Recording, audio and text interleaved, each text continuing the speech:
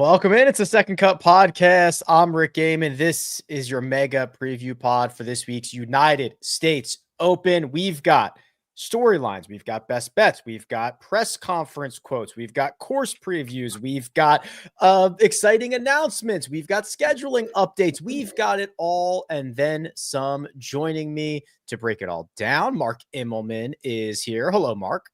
Hi. It's US Open week. And I survived Pearson Airport. Yeah, Paul, I did. That airport is a nightmare. And it's weird for me because I'm jacked that it's the US Open, but I'm like, it's my week off. I really don't kind of care, maybe. But anyway, it's good to be with you guys. In Mark's words, hi. I thought that was very nice. A nice way to open the show. Greg DuCharme is here. What up, Gregors? Hi. I mean, it's a polite thing to say. I'm all in. I'm all in with you there, Mark. It is US Open week. I can't wait. This is like the ultimate US Open venue. It is the premier US Open venue. And all the reports. I'm not even sure it matters that it's a little soft right now. This is just going to be an all-time classic US Open, regardless of who is in contention, right? The golf course is a story in the US Open. So I can't wait to break it down. I have a lot to get into. I'm going to start with a couple of announcements, but I need to figure this out, Greg. So this is now the second time I've heard this about you. Were you putting on television today? Brian says, Greg, nice putting today on HQ. Someone said you were putting like Ben Crenshaw on television today. What happened? Well, I was putting like me. I did a hit on HQ, and I was trying to show you how to putt on really fast greens. And I have a method that works really well when greens get fast. And so what are you doing sitting on a show with us then, bro? Come on. Yeah, and what's the method? Like, what are we? Give us the secrets. Look, I've told you guys before, I should be playing in US Opens, according to my dreams. In my dreams, I qualified because I got into the game late. So I thought my best chance of becoming a professional golfer was qualifying for the US Open and winning it. It still is your best chance. Yes, it is, because I'm not going to any of the qualifiers for the Open. I'm not going across the pond. So that was the ideal scenario. Anyway, today we wanted to do a course preview. And so we talked about the course a little. And one of the fascinating aspects is the greens and how fast they are. I mean, you're talking about 14 and a half on the stimp meter is just astronomically fast. That's on a level.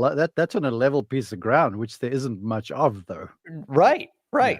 So I took our putting green, which the floor can move in there, so you can create breaking putts, and I created a straight downhill putt, and there was just no way to stop it. And so to show, the first thing I did to show how fast it was just tap a ball, and it went down and went right in the hole. Which it wasn't supposed to, but I wasn't really. I just tapped it with one hand like Tony Finau, and it went in. And then I shared the selection, which is basically what I like to do is take the hole and move it really close to you. So instead of hitting a 12-foot putt soft, you hit a 2-foot putt really solid. In this case, because it's so extreme. Normally that might be like I'm going to hit a 6-foot putt pretend this is the hole. I'll hit it 6 feet, the best putt I can, and then let gravity do the rest. And that's kind of the idea. Because when you start hitting these putts really soft, they get really wobbly and they start going and you lose control. That happens with my method anyway, but it just helps. You don't make like a long, slow stroke. It helps keep you in your rhythm so you can hit a really solid putt. Anyway, I made that one too, and that's where all the Crenshaw references started coming from. Greg, here's what I'm hearing from your diatribe. You like, instead of hitting a 12-foot putt soft, you hit a 2-foot putt really squarely. Yes? Yes. So in other words, you're actually making this a ball striking / pitching thing because you just got to hit the ball closer if you want to make putts over there, right? Well, Okay. We'll get into this, but I see where you're going. Cool. Just making sure. Very cool. Well, listen, I want to start. I've got a couple of announcements. I want to start first off with just a little bit of an appreciation update here. So we have now been doing this podcast for about 2 months, a little over 2 months. I don't know what good or bad or indifferent is, gentlemen, but we've earned over 130,000 downloads and views. Joseph Bosa asked, when we launched this podcast, did we think this would be as successful as it's become? Mark, I don't know if it's successful, but I'm proud of what we've been able to accomplish thus far. Yeah, amen. And I'm just so thankful to all the fans that got on board with us. And I'm thankful that all these folks would sort of stay with us, given what we were and what we've become. I think the show's lean. I think the show's nimble. I think it's educational. It's informational. It sort of does it all. But the reality is here, I love the engagement with our fans. On the previous show, it was like the fans were there, but nothing was really there. But with Mina at the helm, we're seeing them in the chat. We know what's going on. We're getting folks involved. And again, to me, the numbers are great, but I'm just happy that folks are enjoying the thing. If it's just that one person that gets something out of it, then I'm a happy camper. But you guys have done stellar work. I commend you. Bravo. Well, yes, it's been, I can't believe it's only been 8 weeks or so. This is our second full-on coverage, Greg, of major championship golf. We're doing full round-by-round recaps this week, Thursday, Friday, Saturday, Sunday, in addition to this mega pod that I assure you will be quite mega. So we're going full schedule this week. Yes, we are, which is great. It's so much fun. And I don't know what I would do without the show. There's so much to talk about, and I just want to talk about it. And the great thing is that you all want to talk about it with us. So I look at the success of this show and what you guys are putting into the comments here, and your involvement is just, that's what's surprising to me. Whether it's successful or not, that involvement is incredible. The engagement is incredible.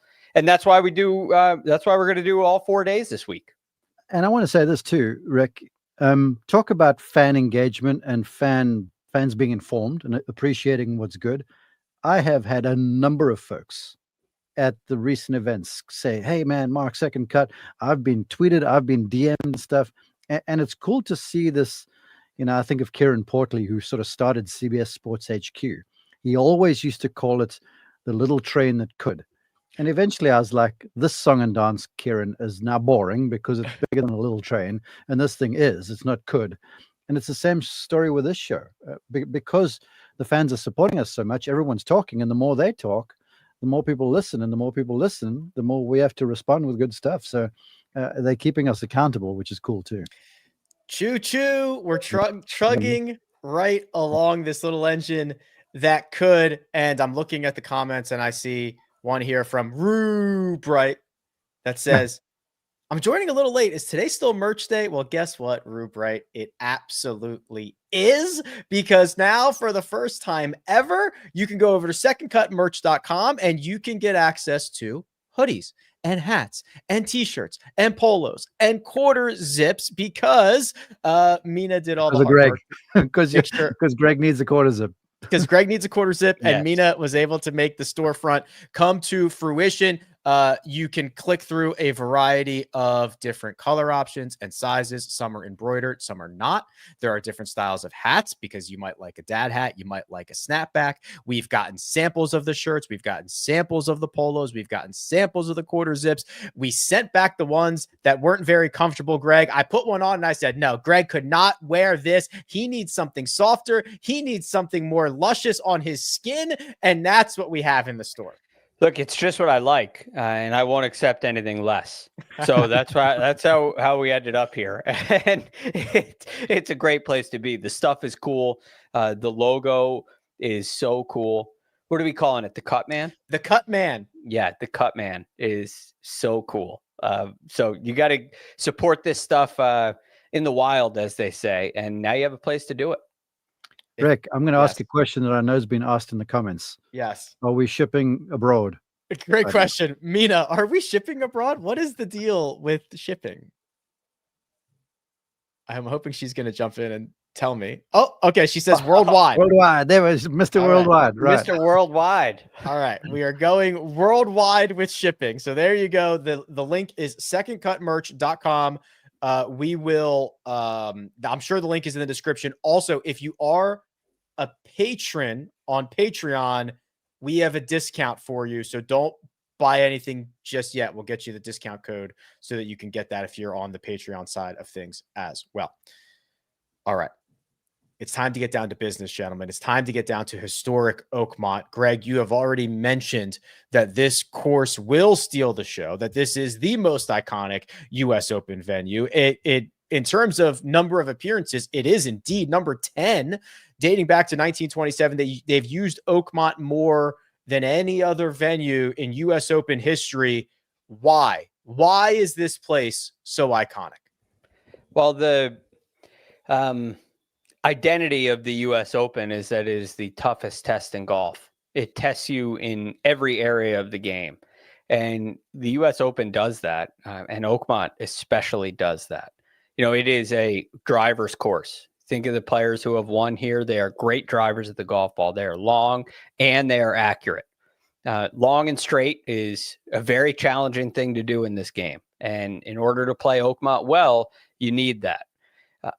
It is a thinking kind of golf course. I find it fascinating that this golf course is so challenging, yet there are 4 par 4s that are under 400 yards. You know, it doesn't rely just on distance. And so in order to play those holes well, you got to think well. The rough is obviously extremely penal, and they constantly work. They take great pride at Oakmont in their rough. And it's not just, well, this is the grass that grows here, and we're just not going to cut it. It's much more in depth than that. They put bunkers wherever. I mean, this is the legend of Henry Phones was, you know, they'd see a player hit a shot to a place and, you know, get away with it. And next thing you know, the next morning there'd be a bunker there, right? They built it to penalize you and punish you. And that means you have to avoid penalties. And it's a very challenging thing to do. The greens roll insanely fast with an insane amount of slope. And they always have. They've always been the fastest greens in the U.S. And they take great pride in that as well. And so really from tee through the green, it is the most comprehensive test in the game and probably the hardest golf course in the world. Well, that's the thing, Mark. It seems to just be the consensus hardest golf course in the world, and everyone just accepts it. And the players say, yeah, it is. And, you know, there was a Michael Kim has been, as you know, been tweeting out his thoughts every day, tweeted his thoughts from the course today. He said, even Augusta National greens feel pretty benign compared to these greens. He called them a little Mickey Mouse, just way more slope than they're used to. That's only on the putting surfaces. Greg has already filled us in on kind of what it's going to take to get to the putting surfaces. Yeah, I would say, look, I've never been to Oakmont, disclaimer. I've got a friend who's won a US Open there and only else, and he told me about it. And the language he used, I couldn't use on the show to describe the place, but it just comes at you. And the examination is never finished. From the tee shot through the second, third, fourth, fifth, sixth, sometimes more shots, you know, there's always something difficult. And the commentary, aside from the rough, because, look, I appreciate thick rough, but I think sometimes it becomes a bit staid if someone drives it in the rough and then you can't advance the thing. I got no problem for hitting one wide and then not being able to advance one. That's how it should be. But if you're 3 feet off the fairway on a firm golf course, which happens, and then you've got to wedge the thing out, I'm not the biggest fan of that. Anyhow, to me, and from what I've heard from players, is that the greens of the golf course is defense. Because if you're coming in there and you get on the wrong side of some of these holes, you can putt the ball off the green very easily. And we're going to see that sort of stuff. Where if you're on the wrong side of targets on some of these greens, you're going to degreen yourself. The cool thing, though, about the surfaces is that every single one of them is different. You know, you can go to certain golf courses and you can sort of see a signature. But to Greg's very appropriate description, it's like This is the land. We're going to make this place hard. And the greens, the fairways just sort of fit into the lay of the land. And it doesn't ever seem like anyone came in there with a grader, although Gilhans did to update the place. And it just kind of fits. But the greens are the defense. Firm, fast, sloping, more sloping than Augusta. And you're going to see spots where it's complete carnage. So in other words, par is always a good score. And if you look at previous tournaments here, like Ernie, when he won, he was barely under par, and it was a three-way playoff. I think it was 4 under. DJ, when he won, he was 4 under. I know that, but he won by 3. When Angel Cabrera won here, and it was firm and dry, he was 5 over, I think it was. Yep. And you had a bunch of Hall of Famers in behind him. And through the history to all the previous winners, which is basically a roll of honor, from Miller to Nicklaus to Hogan, you don't see folks shredding par. You don't. Par is real around here, and that's a part of the joy of the place. So I have mixed emotions. I don't like the heavy rough. I don't mind rough. The greens are going to be the thing. Some could call them Mickey Mouse or unfair, but the reality is everyone's got to deal with it, and you're going to have to make your share of 6, 7, 8 foot putts the whole week if you want to stay around or under par. So let's put this into perspective a little bit here, because there was a question in the chat from Guy, or maybe he's from Montreal and it's Guy, but considering it's Brad, I'm going to go with Guy.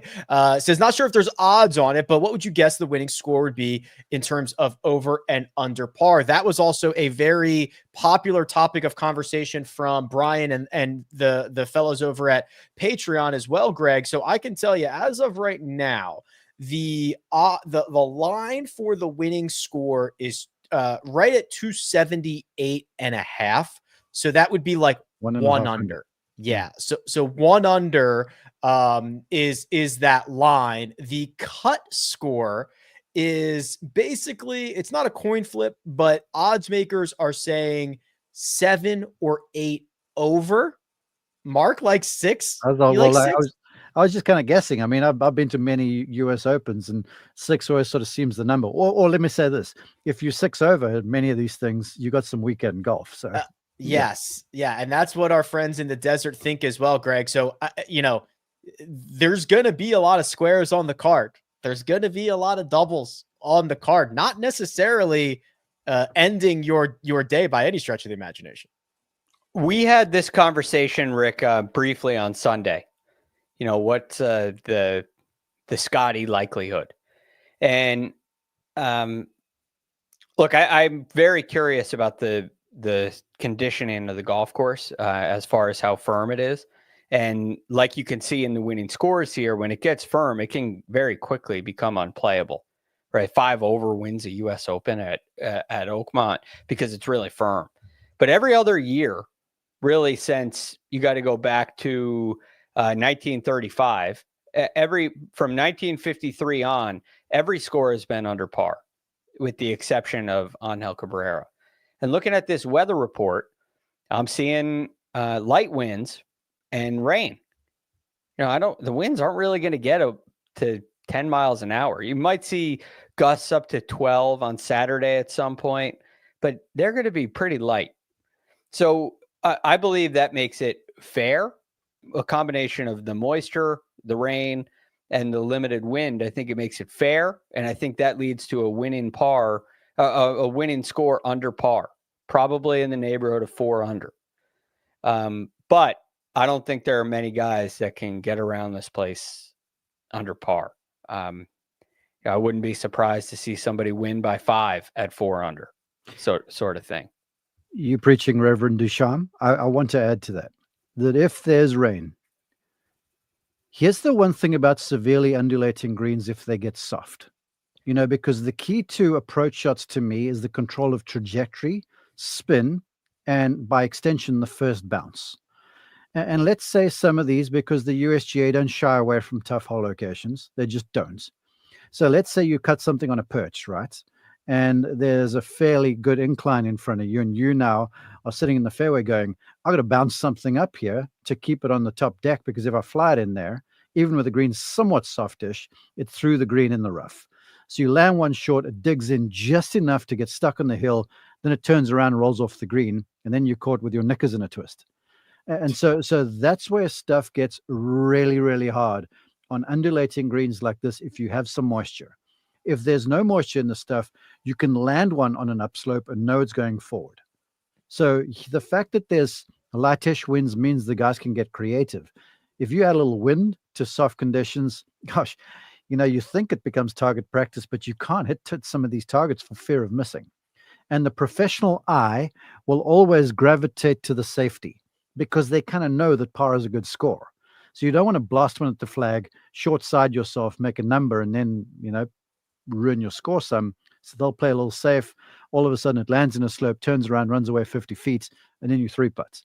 So there's a bit of a conundrum there. And I don't want to say that there is some luck involved, but there certainly is some luck involved because sometimes you could land the shot perfectly on what you think, but it sticks in the hill or whatever, doesn't get there, and then you've got your hands full with a flat stick. I was going to start us off with Scottie Scheffler, but I think continuing the course conversation in terms of Rory McIlroy is probably the path to go here, Greg, because we've got a presser from Rory that happened earlier today, Tuesday. If you are listening, he said, this is Rory's, that he scouted the golf course a few weeks ago. He birdied the last two to shoot an 81. He said it was, quote, nearly impossible. The greens were running at a 15.5, but the course was much drier than it is right now. Rory McIlroy, since completing the career Grand Slam and winning the Masters, has not had a particularly great run. How did you read kind of those comments about the golf course and translate that into his chances for victory this week? Well, it's not surprising. And there are a couple of factors at play here. One is hole locations, which he mentioned in there. The green speeds, hole locations, and firmness can make a golf course literally impossible, especially since, the interesting thing is you've had a wet spring there. So that's good for the rough. If it dries out over a couple of days, the rough can maintain a lot of its thickness. And you can get really firm fairways and firm and fast greens. So all of a sudden it becomes just impossible, right? And if you're chipping out on 6 occasions, if you go miss 6 fairways and you got to chip out, well, like what Mark was just talking about with wedges, it doesn't make them easy. So you make a lot of bogeys doing that. You can get stuck and make some doubles. So I understand what Rory was talking about for sure. And I think there's a lot of those kind of comments are leading to fear. You just start getting a couple bad breaks from a couple of mediocre shots. All of a sudden those scores can climb quickly and the place can bogey you to death. I mentioned that there are 4 par 4s under 400 yards here. Well, you can't always hit driver on those holes. Sometimes you got to lay back, and those greens are just extremely undulating. So even once you're on the green, you're not safe. So I'm not surprised to hear about Rory shooting an 81, especially considering that he's not on his game right now. Mark, he had some other quotes about the golf course. He said in regards to the thick rough, which has been systematically raised over the course of the last few months to build that structure so that the ball goes all the way down to the bottom. He said, it's all about the lie. Just whatever club you think you can get on it. If there's a bunker to cover, that comes into play. Maybe you can run it up the front of the green, but it really is very lie dependent, and good lies are few and far between. Yeah. From everything I've heard, indeed, I will say this, with as good as what the fairways are, and all in the Northeast, these US Open style golf courses, the fairways are like Poania greens. So if you get something tumbling out there, it can get down the fairway fairly close to the targets. But I'm kind of with Greg. If you hit it in the rough and you're chopping it out and you're 40 yards from the green because you've had a decent recovery, or if you put one in a greenside bunker, it's still no guarantee. So you hit one in there 10 feet, you miss 1 or 2 of those. Next thing, the hole looks like a thimble, and you paper cutting yourself to death. And the next thing you turn around, and like Rory said last week in Canada, I found it comical that he said so, but he said it. He goes, well, I actually played pretty well for 80 or whatever I shot. So you've just made a bunch of bogeys and no birdies because there's birdie opportunities also few and far between, that you can kind of just get a bunch of paper cuts and shoot 75 or 6. So look, it is on the driver. You may get lucky. I doubt it. I really doubt it from what I'm seeing. If you're going to get lucky, it's because you've blown it so far wide that you're playing Tiger Woods style from the galleries in the trampled down area. But if you're missing 10 yards off the fairway, 5 yards off the fairway, that stuff, they've trimmed the rough, I've been told. It's down to 4.5 inches, but grass grows. So by the weekend, it'll be 6 again.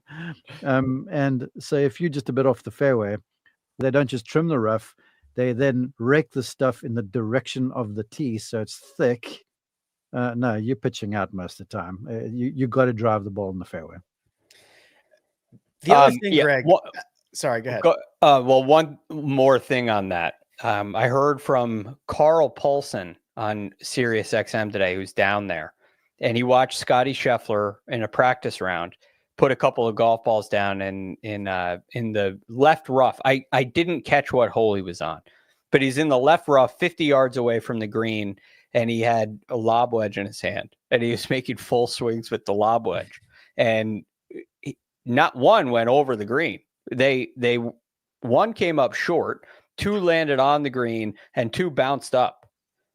Right, that's a full swing from. So I mean, I don't even know if you're going to be able to advance it up to 40 yards from the green on some of these holes.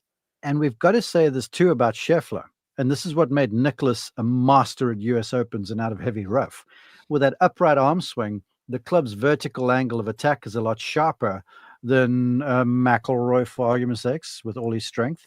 So with that in and out action that Scottie has, if he's struggling to get lob wedges out of that stuff, anyone who's got a slightly deeper arm swing is going to have a nightmare for 4 days if you're missing fairways. It's as simple as that.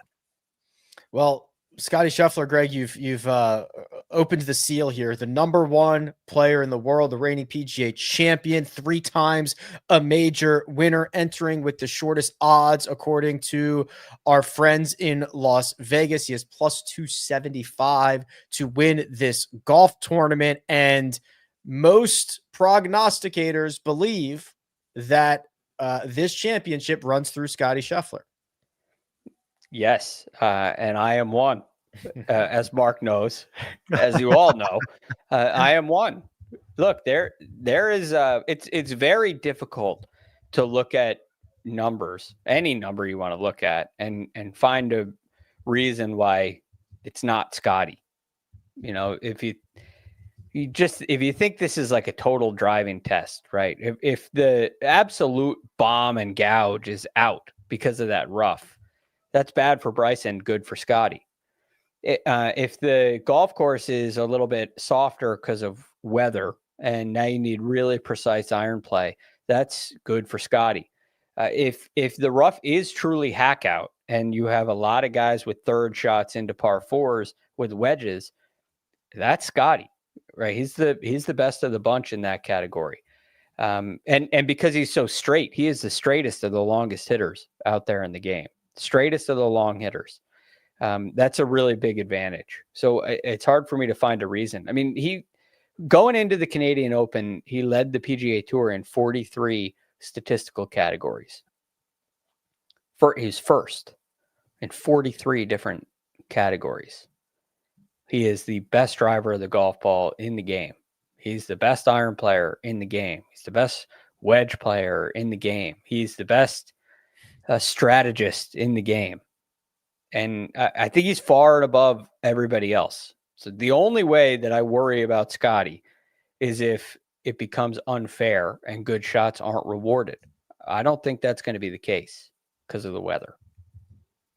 He's won 21% of all the majors since 2022, Mark.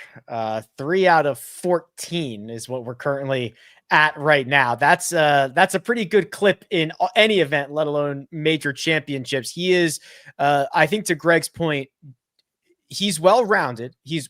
But he's not like, sometimes you get like Tommy Fleetwood's very well-rounded and he's good at everything. Scottie's just great at everything. Yeah, but I think you guys I don't think you're telling the entire story, because you can't describe Scottie Scheffler with ball striking statistics. There's more to Scottie Scheffler than that. And as when I watch him play, it's like watching Jack Nicklaus in his prime. It's like watching Tiger Woods in his prime. Now, Tiger did hit a few more sightseers off the tee than what Jack did, and certainly Scottie does. But Tiger would just gear down and hit 2-iron down the fairway when he needed to because he was long enough. He had that luxury. But Scottie, to me, is he's like the marathon guy. And when you're running a marathon, there's going to be one or two, laps there within the marathon that it's not going to be going so well. And Scottie is the ultimate at being complete enough to sort of keep himself in the game when he has the bad lap. And whether that's that he hits a few quality iron shots and misses a few putts, or whether he makes a few saves around the greens because he did a few poor iron shots, or whether he just plays kind of smart to the safe sides of the targets because he doesn't have his full stuff about him, he will never, ever beat himself. And he's a mental masterclass, this guy. It's amazing to me, like when you watch him play, that stuff could be coming apart at the seams. We saw it at a big boy course at Quail Hollow. The way he played that opening 9 there in the final round, he should have squandered that thing in the biggest way, but he didn't. And he kept himself in it enough to just kind of find something on the back 9 and open the spigots and then win at what seemed like a canter. If he was anyone else, because panic reigns supreme when stuff's going wrong, he spends a few more on the front side, and I think the thing's closer, as we turn into the back 9. So with Scottie, he's got this confidence that he knows that over 72 holes, he's going to out-survive you. He knows that he's going to outsmart you. And then he knows, too, that, look, now I'm going to add the ball striking numbers in there, but he's probably going to out-hit you at times. But it's not going to happen all the time. So yeah, all the statistical stuff, yeah, I agree. Absolutely. But the way he approaches it and the way he manages his emotions and the way he stays present and all these sorts of cliches that you hear the people talk about, that is where he does his work. And he does it better than anybody else in the world's game right now. If you want to call those all those statistics I mentioned, the pretty side of things, what Mark's referring to is what happens when things get dirty. Yeah, right. And he plays ugly golf well. Yeah, and pretty golf well, which is a rare, and that's one thing I've learned about Scottie this year. Last year was a really pretty year. This year has had a little bit of, little ugly in it. It's had a little more dark in it, and he's still. If he wins this week, it will be the second year in a row where he's won 4 out of 5 tournaments, both times including at least one major. So it's and it wouldn't surprise anybody if it happened. He can beat you in a sparring match, and he can beat you, Mark, in a bare knuckle street fight if he has to. Yeah, he's gonna. My only concern with Scheffler is on these greens. He's going to miss some putts. But the beauty is for Scheffler that everyone's going to miss some short putts on these greens. Yeah. That's just how it is. So I don't know if that mitigates the field, but I feel like if there may be a weakness in the arsenal, it may just be on the greens. Around the greens is sensational. But on the greens, when you're going to make those 4 and 5 foot putts all day long, it's not like he's bad from 10, 15, 20 feet. If he misses, it's missing the shortish stuff. And that's my only concern. Can he mentally outlast that? Because if he does, again, he's going to be in the mix on Sunday afternoon. One more thing on that, Mark, to your point, it concerns me too. But watching him this year, he has just this ability.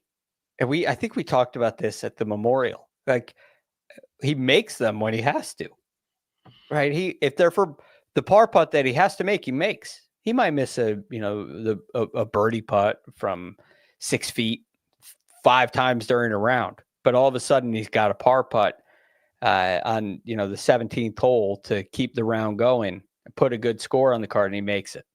So I think there's been a little more of that from him this year as well. Greg, I'm just concerned that he wears a blue or black hat, because that's kryptonite to Scottie Scheffler. If he plays in white hats for 4 days, I think we got this. I think we got it figured. I went down that rabbit hole somewhat recently, and I couldn't find. It's been a long time since he's worn a non-white hat, from what I could tell. Doesn't work when he does. Doesn't work when he does. We are potting through at the moment. We're going to take a couple of questions that have come in through Patreon. And I like this one as a nice little segue from Scottie into maybe some of the other items that are up for grabs this week. So Scottie Scheffler officially has already punched his ticket into the Ryder Cup. There is a question from Michael about the guys that are on the edge of making the Ryder Cup. Sorry, Mina, I ruined our layout there by showing you the Ryder Cup standings of who is just outside the Ryder Cup that could give themselves an opportunity this week. And I'm showing you just outside the top 6. Ben Griffin is 7th. Matt McNeely, Harris English, Andrew Novak, Brian Harman, and Patrick Cantlay are 7 through 12. Greg, when you look at that list, does anybody stand out as an opportunity to kind of cement their spot, or at least give themselves a really good chance going into getting into Bethpage? Oh, absolutely. Absolutely. And his name is Harris English. Harris English is, I mean, just think about this. He won at Torrey Pines, a U.S. Open golf course this year. He finished tied 2nd at the PGA. The Memorial, he finished tied 12th. Harris English loves this kind of setup. He loves this kind of test. He's very good at making pars, very difficult pars. And that's why he finished tied 8th in the 23 U.S. Open. He finished 3rd in 2021. He finished 4th in 2020 in the U.S. Open. And he finished 4th, losing a ball left on number 1 at Winged Foot, which there's just nowhere to lose a ball there. So point is, he really likes these kind of setups, and I think he's playing well enough to cement a spot on the team. Yeah, that's a good one. Go ahead, Mark. I wanted to give my opportunity. I was scheduling to cut over me though. I was afraid to. Go ahead. You got somebody? A couple. As I agree with Harris. I'm looking at a couple guys here. One, Patrick Cantlay, who plays northeastern golf courses and greens very, very well. And you feel like if there's a place where someone's going to backdoor his way into his first major championship, this could be the place. So Cantlay is one. And then look, if you look at last week and you're like, okay, maybe now he's doing what he should be doing, then Sam Burns is another guy that you should be paying attention to, because he's got what appears to be what's required around this place. Good driver of the golf ball, really nice putter of the golf ball, and so he's on his way. So I'm looking at Cantlay, I'm looking at Burns, and then down the way, I've just got a feeling that it's time for Akshay Bhatia now to come through. It's a great golf course for him. I know he's well down the rankings, son, but a big week here will change all that sort of stuff. So I'd say Cantlay, Burns, and then Akshay as a bit of a dark horse. The other question comes from LVL, and I always love questions like this. And it's, what is the most entertaining outcome, Greg? He throws out a couple of options. Maybe it's a Scottie or Bryson battle. Maybe Phil completes the career Grand Slam. Maybe Brooks gets to 6. Maybe somebody gets their first major. Maybe it's Ludwig getting their first major. Maybe Joaquin Niemann breaks through. Maybe you get a 500-1 shot who wins this golf tournament. What is the scenario that you think is the most entertaining come Sunday evening? Yeah, the most entertaining is, without question, Phil Mickelson winning this U.S. Open. Why? Well, one, he would complete the career Grand Slam. 2, it is totally unexpected. It's not going to happen. But it would just be a fascinating thing. I would be shocked and I'd be entertained. And how Phil, the man who can't hit fairways, and never has been able to, would win at Oakmont, where nobody can get the ball out of the rough, would just be shocking, and therefore I think entertaining. So it's so far out there and so meaningful that I think it's the most entertaining. Okay, I'm not getting onto your bandwagon there. And I've got Phil in my mind because, look, I was at the PGA Championship at Kiowa when he won, defying all odds there, beating Father Time, as Jim Nance said in the winning call, defeated Father Time. And Phil winning the Players for the first time in post-round press conferences goes, look, You all know I'm not that accurate. And this is, if there's one place where I shouldn't win, is at the Players' Championship. But here we are. So, yeah, I'd like to see Phil win just to see what he was going to tweet or say after the time, because that would be entertaining enough. Yeah, anything with Phil, anything with Jordan Spieth, or anything with maybe the greatest showman himself, Bryson DeChambeau, who, gentlemen, is back to defend his title twice, a U.S. Open winner in 2024 and 2020. I think the biggest thing, Greg, for Bryson are the winged foot comps, right? That's the idea. If the greens, or if the fairways, excuse me, are too narrow, if the rough's too thick, that should benefit Bryson. It's not just that, though. It's basically 5 really good chances of winning major championships in his last 6. Yes. And now I don't know if it's the winged foot comps. I do like Bryson this week, but I think this is going to be a different test. I don't think you can rely on hacking it out of the rough and getting it onto the green, which is what Bryson did at Winged Foot. He was able to hit greens from the rough. Now, that was a September U.S. Open, so it was a little thinner. While it was still long, it was a little thinner. I think this rough is going to be more challenging. The reason I still like Bryson is I think he's evolved as a player even since then, beyond the distance. Like I don't think he's afraid to club down if he feels he needs to. You know, I don't feel he's afraid of adjusting his strategy if he needs to. I think that he's a wonderful putter, which goes a long way for him. And I'm curious to see what happens with these new irons that he's got printed. Yes, printed. 3D printed. I'm curious to see how those work, if they kind of plug another hole for him. So if Bryson were to win, I don't think it would look like Winged Foot, but I still think it's possible. Greg, when last have you watched Bryson DeChambeau play golf? When the PGA. Okay. On TV or in person? On TV. Okay. Yes. It was like he was in college when I saw him in person. I need to say this. Bryson is the most accurate long driver of the golf ball there is in the game. The guy is super accurate. And to that, unlike some, Rory McIlroy, who gets a two-sided miss going on, Bryson doesn't, because of the way he swings it. If it misses, it's just to the right. He never misses down the left-hand side. If he's not going to win, I think it's more on the irons than what it is the driver. He is a fantastic driver of the golf ball, and when I had him for 2 rounds at Quail, if he needed to get the thing in the fairway, he geared down to the strong 3-wood that he's had forever, and he hits this thing a ton as well. So I don't think the teeing game is going to be that big an issue. I think everyone's going to miss the fairways. And with the strength he has and the upright golf swing he has, I feel like in terms of advancing the thing, he's got as good a chance as anyone to get it to the greens.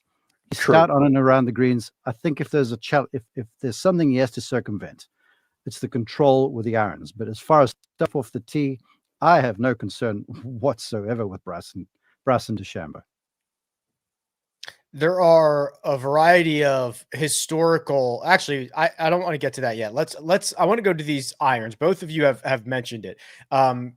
2 things from this. Greg, the new LA Golf irons are in his bag. He debuted them at Live Golf Virginia. He tried them out earlier in the year, but he just put them in the bag last week. Mark's assessment, and I don't think he's looking at the stats, but they match up perfectly, is that I don't have stats. I know. The driver has been great. He has struggled with those second shots. His Masters T5, he did not play well on second shots. His PGA Championship runner-up finish, that was the worst aspect of his game. So, Greg, these, I mean, first off, they look crazy. They look like butter knives. The lofts are, because they're single length, his 7-iron looks like a 3-iron, and they still have the bulge, the curvature on the face, which when you look down at them and you see that view, it is jarring, but that's what he plays. And he's trying to figure it out. You know, he's trying to figure out how to make off-center hits with irons go straighter. He's trying to make it so he can swing and the ball goes straight. And I appreciate that. It's fantastic. So I'm very curious to see how they work under these kind of conditions. What kind of club can he get out of the rough when he is in there? Because even though, Mark, I don't necessarily disagree with you that he's the straightest, but he still doesn't hit a lot of fairways. And that is not because he's not straight. It's like Rory missing a lot of fairways. It's because they hit it so far that all of a sudden a 1 degree miss, it ends up in the rough. Mm-hmm. That is jarring. That is jarring to look at if you're watching on YouTube. I'm not sure if that's the new one, but let me tell you, I've picked up those irons of his. The old ones are at the PGA Championship. I looked at him. I'm like, "Are you for real?" He goes, "Yeah, pick one up." And first off, the grips are. I was like holding the thing. They were huge, and they make the shafts feel super heavy. Oh, that is the new one. And then you look down at this head, and they are thin on the top line. You can't see the leading edge of the club for the bulge in the roll. I looked at him. I'm like, "Are you serious about this stuff?" And he goes, "Yeah." And they are strong. Funny story, quickly. I digress. I'll make it fast. Players Championship a few years ago. We all still friends, and both Bryson and DJ are playing on the PGA Tour. And we out there on a Friday afternoon, and it's one of those fancy groups where it's DJ, Bryson, and maybe McIlroy or someone.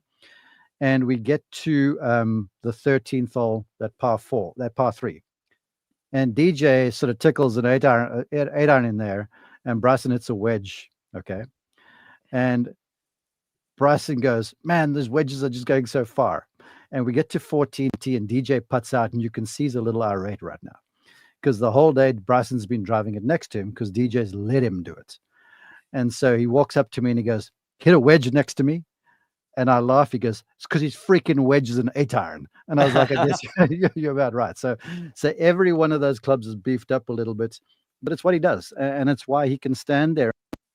And like I say, when he needs to hit a fairway, he can hit 4-iron 250 if he wants to. And I think that's the growth that's fascinating about Bryson.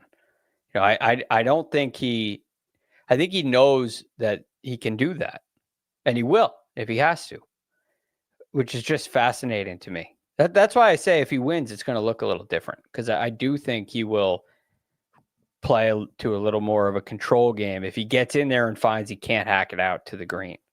He might find that he can. Yeah, he's probably the only guy that can. But okay, we need Rick, who's the brains amongst us, to set a good over and under number for fairways hit for Bryson DeChambeau, and we'll put a bottle of wine on this, you and me. All right, that's how much I trust my boy. So 14, he's gonna have what? 14 chances? No. Yep. 56 for the week. 56 for the week.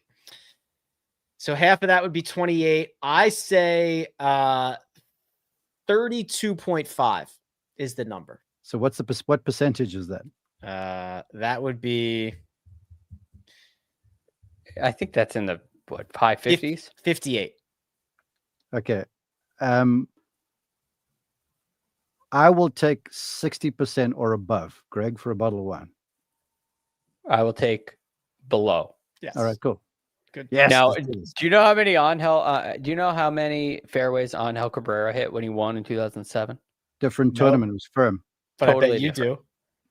Yes. It's just because we're talking about numbers. This isn't to prove a point. Angel hit 27 fairways. Yeah, it was firm. Less than 50%. Yeah. Incredible. Yeah. The reports, at least from today, where the fairways were playing effectively wider because it was softer. Yeah, but they still got a lot of tilt in them. So know they are softer, but they still play narrow in spots. But I'm going with DeChambeau. He's going to hit himself 60% of the fairway. And I agree with you. And I set that line thinking Bryson's going to hit a lot of fairways compared to the rest of the field because I also think he's quite accurate. Historical context here: if he does go back to back at the U.S. Open, he'd be the fourth since World War II to accomplish that feat. Brooks Koepka, Curtis Strange, Ben Hogan, the others. Speaking of the others, gentlemen, there's everybody else: Jon Rahm, Xander Schauffele, Ludwig Oberg, Colin Morikawa, Joaquin Niemann, Jordan Spieth. Take your pick. I won't read through the entire field, Greg, but there are absolutely a lot of other names that are going to, at some point this week, be a storyline. Which one tickles your fancy the most? Xander Schauffele. Yeah. Okay. Two-time major champion last year. Two-time major champion last year. And before that, I mean, without winning, might be the best U.S. Open player in the field. It's an incredible run. He's never finished outside the top 14 in the U.S. Open. He has got 7 top 10s in the U.S. Open. And I think the reason is that his game really is complete. Now, this year, it doesn't look quite as good as it did last year. It doesn't. But a lot of that has to do with his return from injury. Returning from injury on some really difficult golf courses. What I love about Xander right now is in every area of his game, he showed the ability to perform at least once in like the last 4 or 5 events. You know, he had a great driving week at the PGA. He has had a couple of really nice approach play weeks. He's had some really nice, his short game has gotten a whole lot better since that comeback. And the putting is, I think, the biggest question, but I've seen signs that it's coming back as well. I'm showing the last 10 years of U.S. Open results, a decade's worth. All 10 are at different golf courses. Xander has played 8 of them. He has finished inside the top 7 in all of them. I actually think I can zoom out a little bit. There you go. And give you the strokes gain numbers as well. 2.8. Brooks Koepka's second best, 2.5. Of course, big difference in the win column there. Brooks has 2 of them. Xander has 0. Mark, when you look at the others who are the non-notables, but still very notable, what stands out to you? Guido Migliozzi. Well, that's a good one. Yeah. Yeah. One of them we're going to talk about in our bets, so Okay. I'll leave that. Save it. But I'm going to throw out Sepp Straka, Oh, who is he's like a marksman off the tee. The guy's an assassin. He's that accurate. He is the iron game. If there is a weakness, I think it may be with the irons, but still he controls flight of golf ball very, very well. And he's not one to overhit the golf ball. So I'm high on Sepp. And he said something strange to me at the Memorial, which was a few weeks ago, where I, like in a fit of inquisitivity, if there's such a word, I said to him, Sepp, help me understand how a guy from Valdosta, Georgia, where they invented Bermuda grass, except for Bermuda, it's that thick down there. How do you putt so well on Poania/Bend greens? And he came with an interesting answer, and he looks at me and he smiles. He goes, I've wondered about that. And my only explanation can be on the tour is that when we play the Bermuda joints, that they all overseeded. And I struggle to read when there's a little Bermuda and a little rye overseed, and I can't pick the greens that well. He goes, but when I'm on these bend surfaces, I just see the lines very well. And if you look at his results in the Northeast or on anything bent and Poe, he is very good. Just a few weeks ago in Philly, he put on a stripe show and won the Truist. So I think if you're looking for someone down the board somewhere who no one's talking about anyway, who's going to be a Ryder Cup stalwart, who is playing really well right now, this guy, man, geez, he doesn't just hit fairways, he hits the middle of the fairways when he's on. Yeah, he's been really, really strong. He has played not as well. Are you missed both cuts at major championships this year? Is that concerning, Mark? Is that just major championship golf? No, because major championship golf, look, all of us pundits can opine forever, right? But I've been on the practice tee with golfers who've been playing in the tournaments, and I don't care how long your resume is coming in and what all the statistics from a few months hence have said. If you got some guy that's not feeling well or not striking the ball very well or a little low on confidence, that's where it's at. You want to talk Ryder Cup? It's who's playing well going in. They're going to win matches. It's as simple as that. So, no, I'm not concerned because the guy's playing well and he's full of confidence. And his last outing, he was in the second last group. And I think finished runner-up at the Memorial. Am I correct? Where there was some heavy rough there too. Solo third at the Memorial, but close enough. We'll give it to you. He was on the podium. Now, we're going to get to the bets here in a second, but the tee times are out. So what I'm going to do is play a game called You Can Only Watch One. And I'm going to give you guys 5 groups, 5. I don't know if they're actually the featured groups, but I'll call them the featured groups. And you can only watch one all week, or I guess for the first 2 days, you can only watch this group. Here are your options. Greg, you get first crack at this. Option 1, Ludwig Oberg, Adam Scott, Hideki Matsuyama. Pretty good. Option 2, Xander Schauffele, Bryson DeChambeau, Jose Luis Ballester. Number 3, Shane Lowry, Justin Rose, Rory McIlroy alongside Shane Lowry. Number 4, Jordan Spieth, John Rahm, Dustin Johnson. And finally, your 5th and final group, Victor Hovland, Colin Morikawa, Scottie Scheffler. Greg, you get first pick. Victor Hovland, Colin Morikawa, and Scottie Scheffler. Yeah, I think I saw that coming. Do I need to explain? No.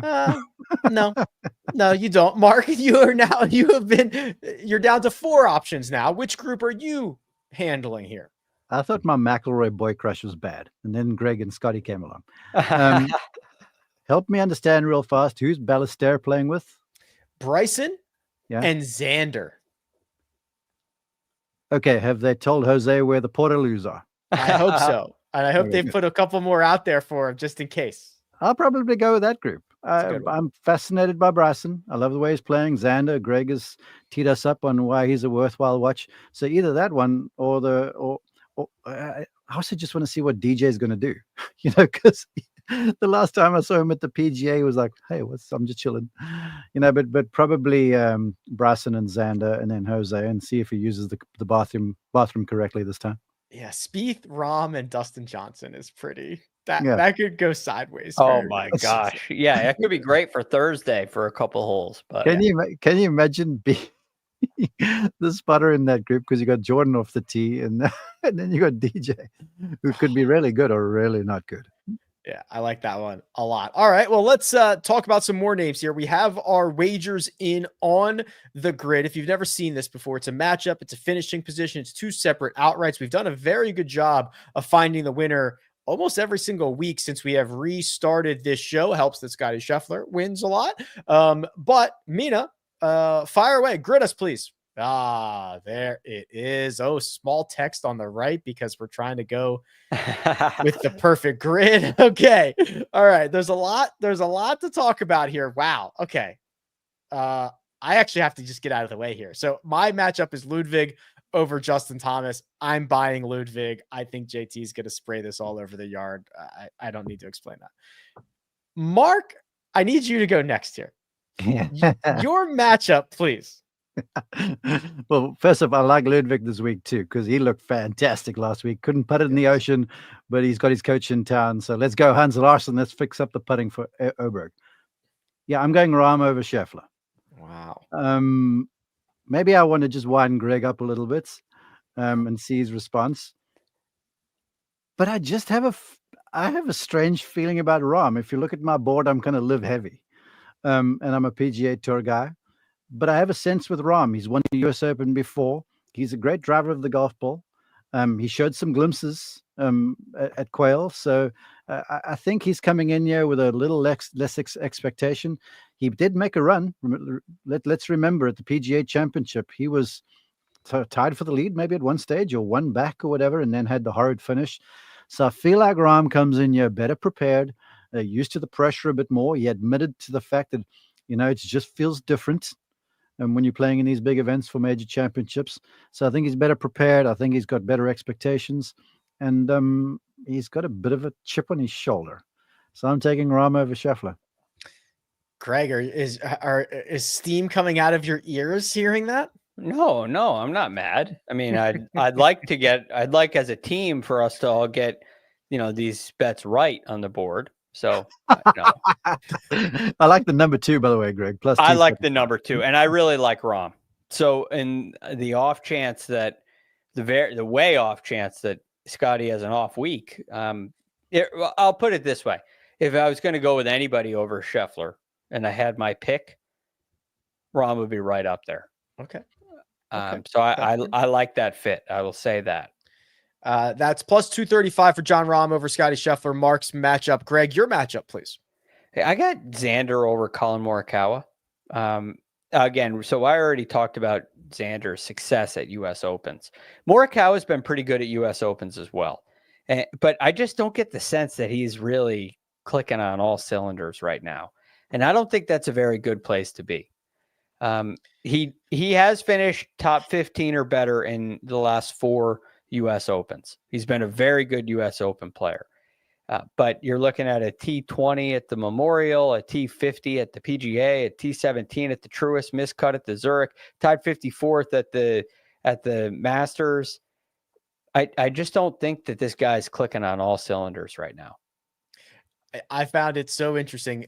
Golf Bet, which is the PGA Tour entity, released a video earlier today asking a bunch of guys, would you take even par right now or take your chances? And to a man, Victor Hovland, Sepp Straka, Justin Rose, I think Justin Thomas was in it. Every single one of them, I'll take even par. Oh, even par sounds like a good score. I'll take even. The only guy at the very end of the video, Colin Morikawa, says, I'll take my chances. Which this guy cracks me up. I don't know, man. He just, this is the great thing. Hallie's Berry says Colin thinks he's clicking on all cylinders. I don't know what's better, the observation or the name, because both of those are top drawer over there. It's just like, oh, this guy. He's very confident, but I'm not sure it is well directed at the moment. Yeah, he's one of those guys that's not a reliable narrator. No, right. No. So I think he just puts a lot of pressure on himself to win. And I get the sense that Xander's kind of loose in a good way. So I like Xander over Colin Morikawa. They're both at -115. Finishing positions here. We've got a top 40, a top 30, and I cheated and went with a miss the cut wager. Mark, your top 40, please. I've talked about him, Akshay Bhatia. And the one thing I love about his game is that he's invested time on the greens and he's become a really good putter. And that is going to be a part of the examination this week. But I respect a person that doesn't feel like they have to do too much to compete. And a lot of professionals, especially aspirant pros, if I had this to say to my young self or to Greg, who's going to go play in the US Open and become a PGA Tour pro, it's like, don't feel like you got to do too much. You don't have to hit draws and fades and all the rest of it. Just get good at one shot as opposed to being mediocre at 5 shots. And the one thing Akshay Bhatia does is he just expressly hits a right to left pattern golf ball, whether it's with a wedge or a driver. And sometimes it curves more, sometimes it curves less. He's kind of like Rahm in a way. And the great Jack Nicklaus, who is the ultimate US Open player, or actually maybe Tiger as well, but the two of them, talked about the US Open being a thing where you outlast the competition. And then Mike Davis, former executive at the USGA, called Oakmont the gold standard for championship golf. So if Nicklaus, who made fairways wider by just hitting a fade shot the whole day, and he did pretty well, and we had a place that's ultimately US Open, I think Akshay, with his cut shot off the tee, top 40 at +110, I'm like, yeah, let's go, man. I'm all over this bet. I'm with you, Mark. I have actually wagered hard-earned United States currency on Akshay to be the top lefty at +330. Robert McIntyre, Brian Harman, and a handful of others. There are 7 of them in the field. So I'm with you on Akshay. Sure. I went with Brooksy to miss the cut. I cheated a little bit on finishing position, but I guess the finishing position for Brooks is MC. Just hasn't been the same since he won at Oak Hill. Spent a lot of time grinding on the range at the PGA Championship. His results all across the globe have taken a dip. The metrics do not look good. I worry for Brooksy here, +105. And Greg, you are riding a hot hand into the top 30. Yes, I am. It was my top 20 last week that hit. And it's Cameron Young. I love what Cameron Young is doing right now. We are starting to see a trend where he is driving it like the Cameron Young of old. He's gained over 2 strokes off the tee in each of his last 3 events. His iron play has been much better than it was early in the season, and his putting form has been spectacular. really driver putter was the answer for Cam Young early on in his career. So I know that he knows how to play majors. I know he can handle those kind of situations. I know he can handle deep rough. I know he can handle this kind of golf course. So I like the number 2, Cam Young, top 30 plus 225. 2 separate winners. Greg and I are simpatico for most of this here. Oh, actually, there's some good okay, we've got this board. We've got this board covered. How about Mark? You give me your first outright winner, please. I'm going with a gut instinct here, and this is because I had the good fortune of watching him play a little bit last week. And it was a demonstration from tee to green by Ludwig Åberg. If there was a fissure in the game, it was on the greens. I feel like greens this week sort of mitigate a little bit because they're so hard to putt and everyone's going to miss. But I just get the sense for Åberg, who, remember last year at Pinehurst number 2, also a ball striker's place, had the lead until a horrid 7-wood and a triple bogey on one or other hole in the 3rd round kind of kicked him in the teeth.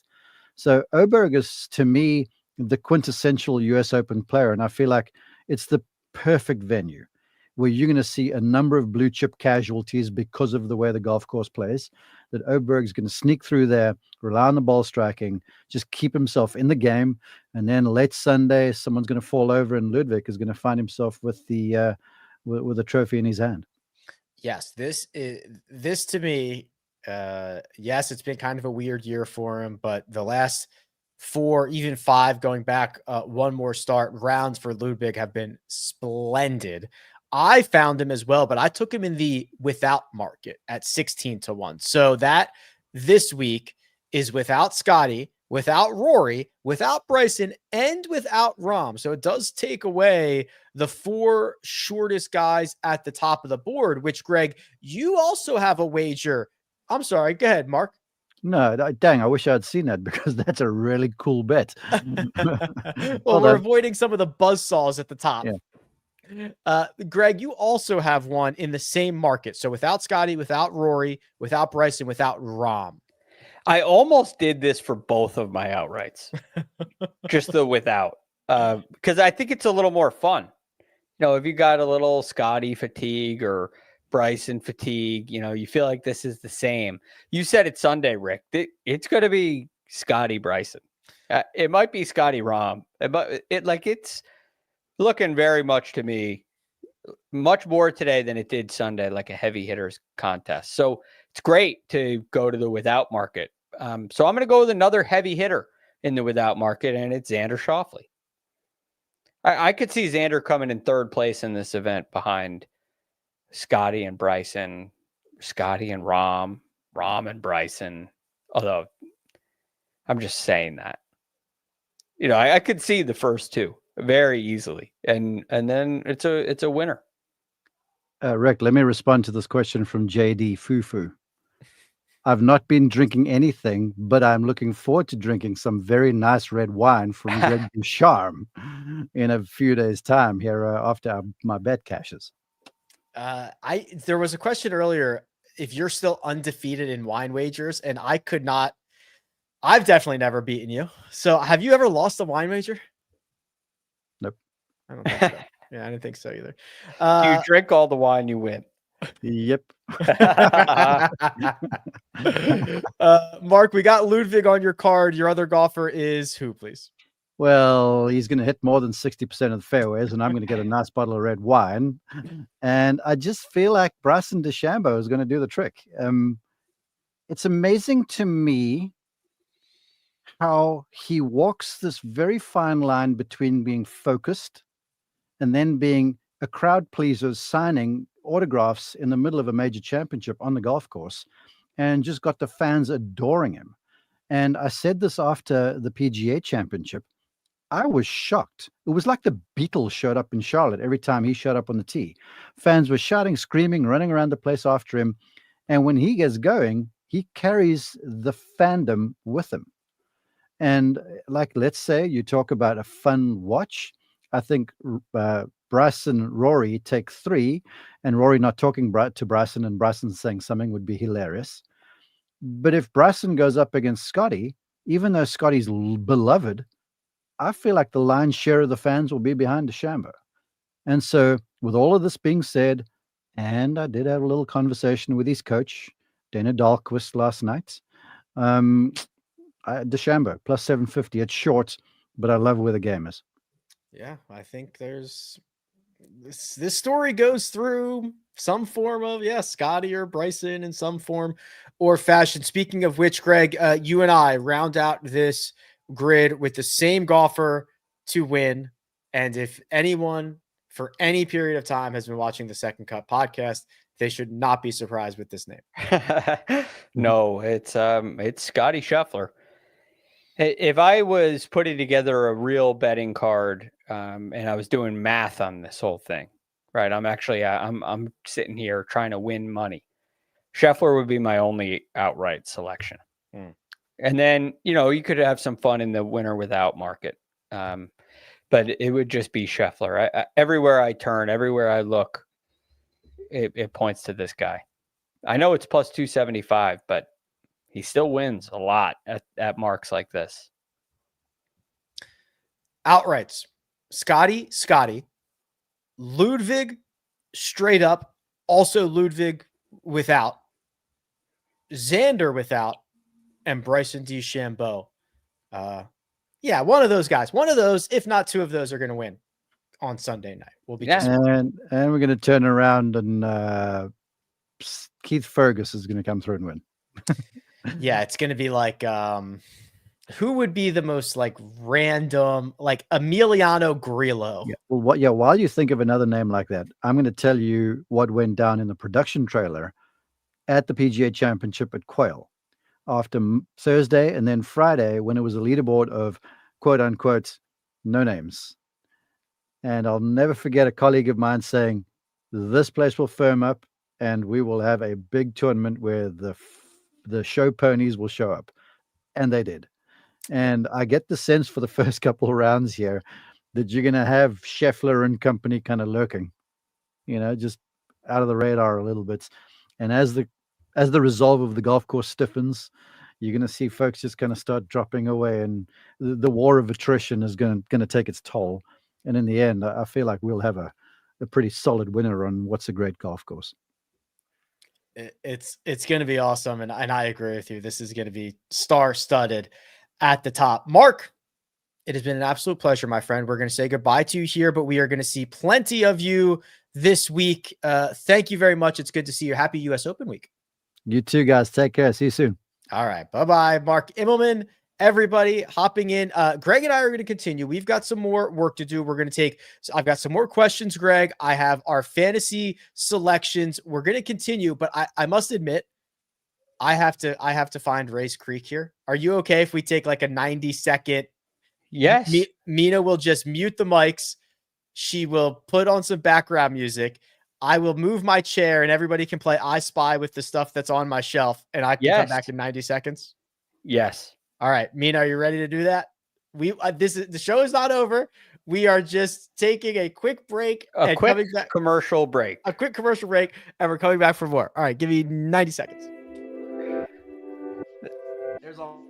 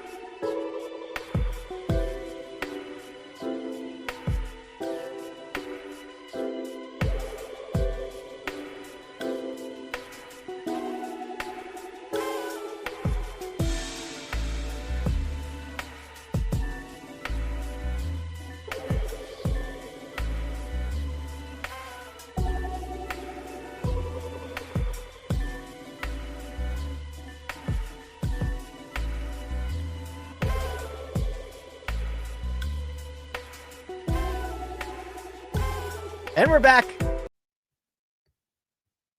Greg's on mute. Mina probably muted you.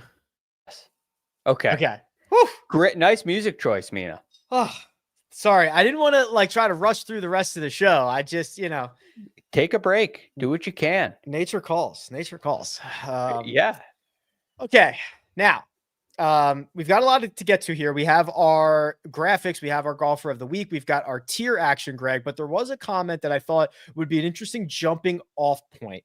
And this is from Jared on the Patreon. He says, how far down are you willing to go to pick a winner? Now we have laid our cards on the table. We think this is going to the top, but like realistically, you wouldn't be shocked if we got how far. And let me just throw this out here for perspective here. So Ludwig is like 30-1 to win this. Hideki is 70-1. Jordan Spieth is 70-1. Patrick Reed's 100-1. Shane Lowry 45-1. Like, what would be the lowest you think you could go here as a winner? All right. So I don't have the official odds in front of me. I have some of the guys I like in DraftKings prices. All right. So in like the 7K range, what do you have for odds on Sam Burns? Sam Burns is currently 80-1. 80-1. All right. So I'd go there. What do you have for Cameron Young, Taylor Pendrith? Cam Young 150, which is pretty crazy actually. Yeah. Pendrith 120. Yeah, I think that would be that could happen.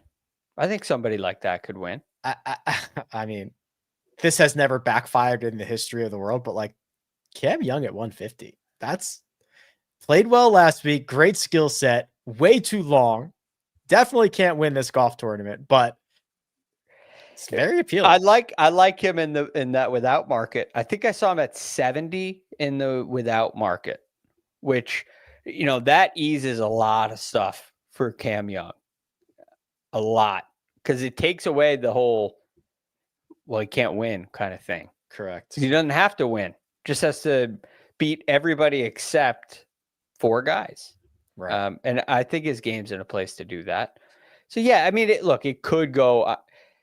I think from a betting perspective, it's hard to go to the top, and it's hard to go super long as well. Like, I feel like you're very limited in your outrights this week, especially if you think what we think is going to happen. Yeah, so I was ready to go to battle. So I have a Scottie Scheffler to win both the Memorial and the US Open ticket. Which was 13-1 a couple of weeks ago, and he's halfway home. So I've got Scottie at 13. So I did add Bryson at 7.5, and then of course like my matchups and stuff like that. I might go look at that Cam Young and just like, if that's going to be my 150-1, like let me get a little freaky here and fire this out there. Yeah, because he's got the stuff for it. If he's up there on a leaderboard, it's like, okay, this isn't something crazy happening. He can compete. Now, actually winning is just a different story. Right. There would be nothing better than Cam Young breaking his like winless drought than doing the US it US Open at Oakmont at 150-1. Right. Oh my gosh. Right. All right. We're going to get to the graphics, which Mina has put together so beautifully. She has also put together our beautiful new merch site, secondcutmerch.com.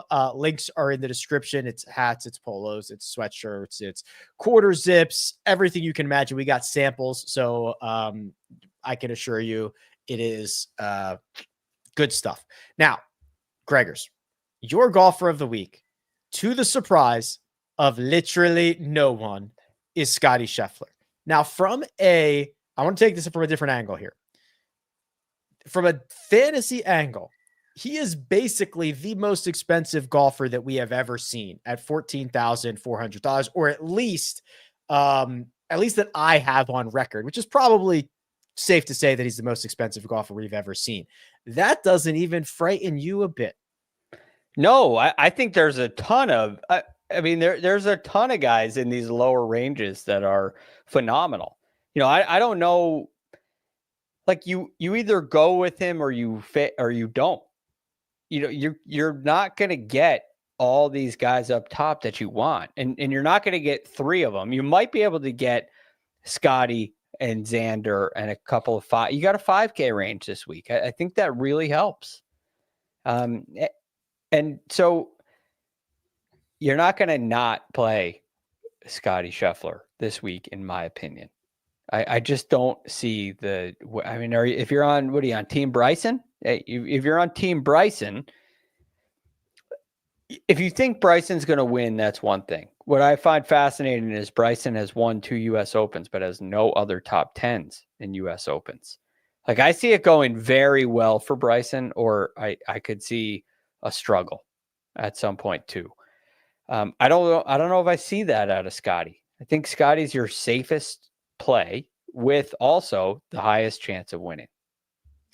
Yeah, I also think that there is I obviously love Bryson this week, but if this does go south, Bryson could eject from this golf tournament. That is not crazy talk where he just starts to get frustrated and he puts one off a green and then it's just over for him. Rory McIlroy is not in the strongest form he's ever been in. Would you be surprised if he kind of finished T43? I would be truly stunned if Scottie Scheffler did not finish inside the top 20 of this golf tournament. Like, I would be truly stunned by that. Yes, I would too. And I don't think that's going to happen. That's why he's my golfer of the week. Fair enough. And we've got him in the white hat on the graphic, which means all good things ahead. This is another thing, Greg, that I've noticed a lot with the second cut. When I mentioned the merch earlier, there was a lot of convo about the UK. Dave is here from Scotland. We have a very sizable international audience. If you look at like the YouTube metrics, especially compared to like Rick Rungood, way more international people on the second cut than on the Rick Rungood YouTube channel, which I would think that they would overlap almost perfectly. They do not. So we are appealing to a global audience, my friend. We are worldwide. And that's why Mina set this up to ship worldwide. Yeah. Bravo, Mina. Very, very wise. That's cool. Very cool. Yeah, I like that a lot. Thanks for popping in, Dave. Okay, so we're gonna go through the tiers here, and we've got some beautiful graphics to go along the way. The 10K tier. This is incredible. We should have those printed up. Yeah, that is incredible. How did you do that? That is I guess a quarter of Bryson with his basically his Crushers logo. Right. Very cool. Very cool. The 10K tier, we've talked a lot about Scottie Scheffler. We've actually talked a lot about these guys, Greg, but from a fantasy perspective, I don't think you're going to have any trouble playing these guys because of what you said earlier with the 5 and the 6K range. Yes. Now, just so you know, this is everybody in the range except Rory. Right. So I like all these guys. I think there's an avenue for all of them. My 2 favorites are Scottie and Xander. Bryson and Rahm are a toss-up to me. I really like where Rahm is right now. His head seems to be in a great space. I think the course is a great fit for him. I think that Bryson, we know what Bryson has done in majors. It's been incredible, and I'm by no means underselling it. So I go Scottie, which probably eliminates everybody else in this range. Maybe you could get one more. Maybe you could get Rahm in there. And create a pretty solid lineup still. But this is the range. Why has Bryson been so good at majors? I know like he's such a unique golfer that I would think, and maybe I don't know if this is true or not, but I feel like in the early parts of his career, you would get a much wider range of outcomes. He would blitz a field, destroy it, or he would really struggle and miss the cut.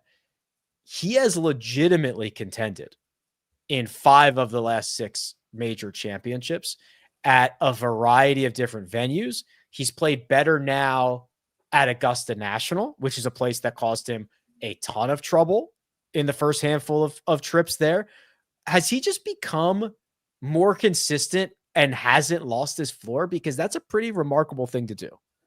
Well, look at what he's done off the tee in these majors. Okay, he's gained 6 at the PGA. So I'm going in reverse chronological, most recent to least recent.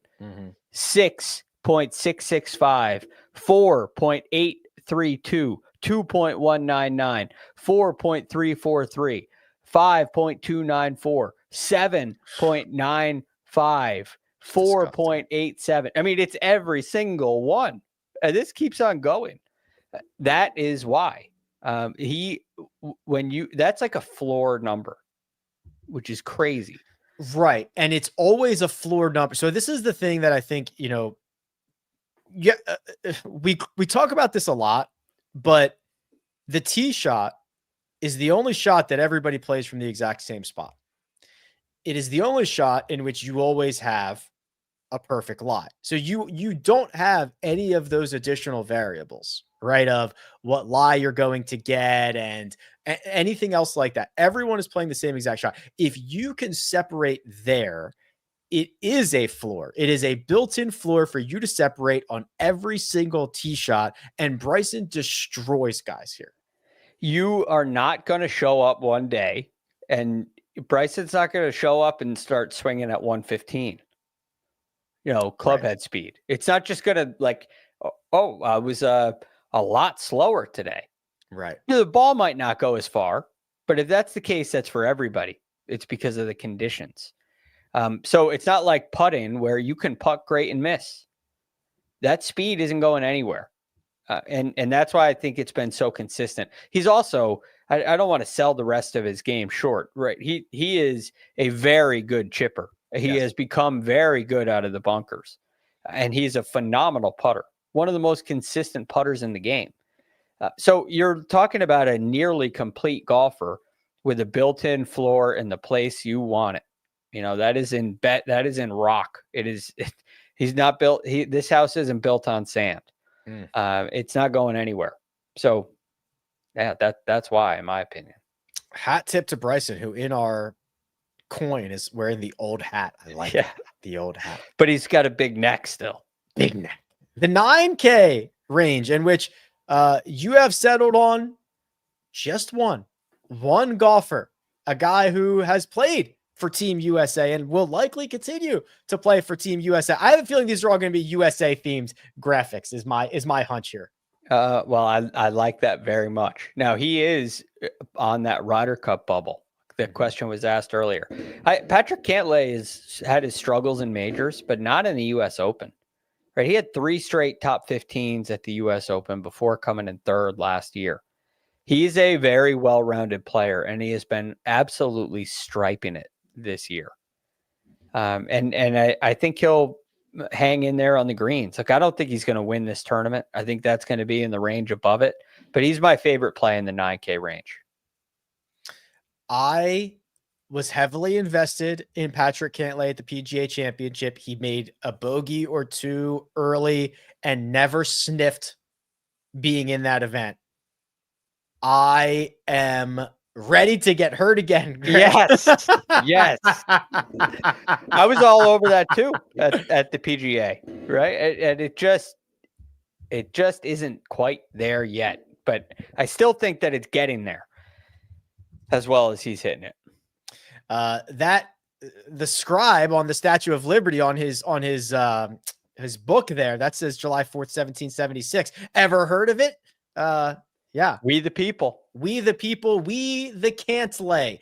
How about the 8K range? And Tommy Fleetwood wants you, Greg, to put him into your lineups. Yes, give me Tommy Fleetwood. This is that steady play, right? The consistent, well-rounded player. Like you said earlier, good, not great. And it's in every area. It's remarkably impressive. What I really like about Tommy is how good his short game has been. And I think that's going to really come into play here at Oakmont. So again, I don't think Tommy Fleetwood's going to win, but I really like the well-rounded nature of his game. Almost a year since he's missed the cut. The Open Championship of last year, he has not only made a bunch of cuts, he has piled up top 10, top 20 finishes. The metrics continue to be, as Greg notes, very, very well-rounded. His last 2 trips to U.S. Opens, T16 at Pinehurst and that 5th place finish at LACC. Depending on who you ask, this golfer might be the best in the world. He might be top 5. He costs a smidge over $7,000 this week. It is, of course, Joaquin Niemann. Yes. Now, is Joaquin Niemann 8,600? Yeah, he is. I was just looking that up. Also, So his name is spelled wrong. Mina, we've got 2 bogeys on this card. Might be my fault. I might have typed him in wrong. I always struggle with it is I before E. For some reason, I always think it might be different with his name. The thing that I always screw up with his name is which of his names has the double N. I know that one of them, either Joaquin or Niemann, has 2 N's at the end. I can never remember which one it is. So I get that, but the point is the guy's good at golf. Okay. Now, he is not the best golfer in the world. All right. He is not. But I wonder if he's cracked the code with his first top 10, his first yellow square at the PGA, where he finished in a tie for 8th. He rated out very well in my trends. What he's done with his iron play has been spectacular. Off the tee has been spectacular. His short game and putting look a little better than they have as well. I think Joaquin Niemann is a pretty well-rounded player, and I think he's worth the price at 8,600. So I tweeted out something earlier, which, gets everybody all hot and bothered, but he has been an underperformer in major championships in his career compared to his non-major championship baseline. Now, maybe a little bit of hope here because he's made 5 cuts in a row, some decent finishes, and the T8 at Quail Hollow was his best major championship finish ever. I always forget how young he is, Greg. He's still only 26 years old. Are you concerned at all about his major championship record? Do you think there's something there? Yes, and that's why I think he's 8,600. Yeah. But I think these things take some time to learn, right? You got to figure these things out. And I think Joaquin Niemann is at a place where he might have figured something out. And I'm very curious to see how that all plays. But I've been impressed with his play. I know what he can do. I, for some reason, keep thinking of what he did at Riviera, where he just put on a tee to green display, wire to wire, right? Ran away with it. I'm like, could that kind of stuff work at Oakmont? And I think it can. Let's continue the conversation here. And I see on our next slide, a very patriotic slide. I see some big, strong players, some guys that aren't afraid to hack it around. Who do we have on this list, Greg? Yeah, so here we have Cameron Young, Taylor Pendrith, and Harris English.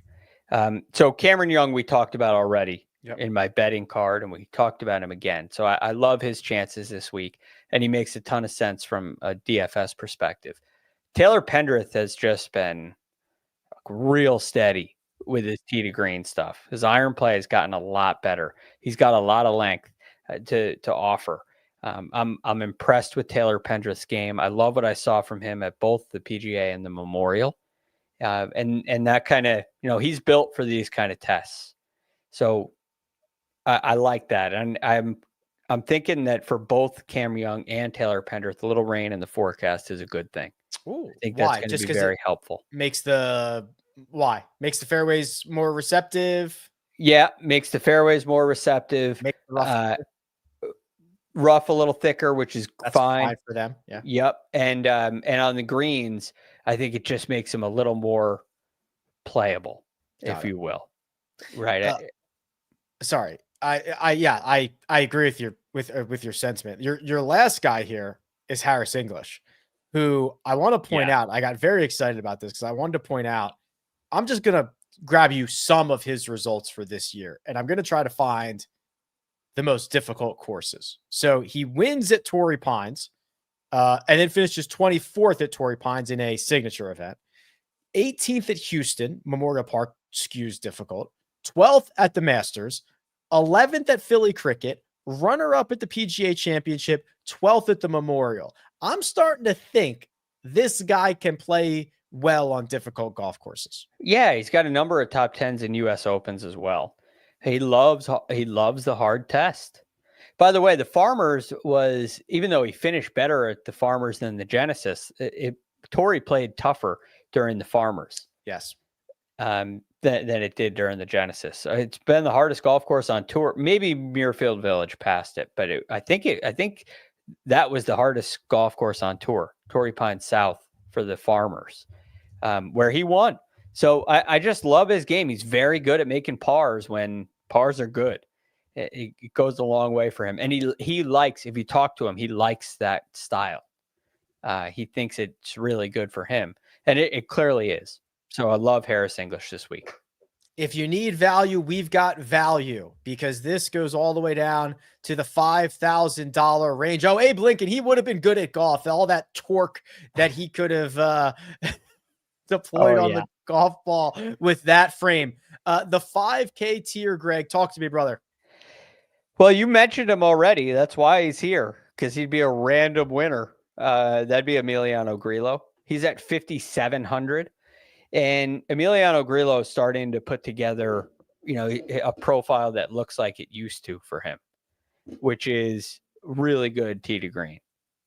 Gained 9 strokes approaching the green at the Canadian Open, 6 at the Charles Schwab, 3 at the Byron Nelson. I mean, what is he going to gain 12 strokes approaching the green at Oakmont? Right. It just keeps getting better. Off the tee has been much better for him. I'm a little worried about his short game and putting, but look, this is going to be a challenge for everybody, and that's why he's in the 5K range. So he's the guy down in this range that is like, okay, he can hit it. He can hit it well enough. So that's why I like him. Chris Gotterup. Yeah. Is the other one. He is $5,400. He missed the cut at the Canadian Open where he drove it and actually knocked the cover off the golf ball, and has been on one of the better runs of his career. Greg, I've been making lineups today. I hope this works out, because Gotterup is the guy that has unlocked a lot for me. I like this. I like the setup. I like all this stuff. It gets you access to anybody you want at the top. It gets you access. This would be, if this works out, I'm going to be a rich man. He, in 2022, played at the Country Club and finished 43rd. Sign me up for a 43rd place finish for Chris Gotterup. Yes, I'll take it right now. Yeah, I think he can go make some birdies out here. I think he can. I think he's got some speed to handle it. It always looks like, oh, well, it's going to be an accuracy test, and it's always a distance test in the U.S. Open. It's like all those videos of the golf ball going into the rough, guys hacking out. It's still distance. It is. So I get a lot of questions this week, whether it's, YouTube comments or whatever. Like, it is an accuracy contest, but no one's going to hit the fairway. So it doesn't matter. Right. Like it doesn't matter if you are if the edge of playing out of the fairway is so large, which I think it is, it doesn't matter if you hit one fairway or if everybody hits one fairway. I'm obviously exaggerating here, but that's the point. It's just going to be so hard to play out of the fairway. It's going to be so hard because they're hard to hit, So I don't know who's going to hit the most fairways for the week. What is that number out of 54 fairways? Nobody's going to hit 50 fairways. No, so they're going to, 37 fairways might lead the way. 42 fairways might lead the way. Oh my God. Yeah. I think by far, right? Right. DJ led the field and hit 60 something %, I think. He didn't lead the field. I have that written down somewhere here on one of your cards. Yeah, one of my sheets. I have so many of them this week, Rick. Oh my God. Major weeks are just hysterical anyway, I can't even find it. I have it right here. It's right in front of me. DJ hit 36 of 56. Okay. He And was what tied was 18th. okay? So that was 18th, 36 of 56. Okay. So yeah.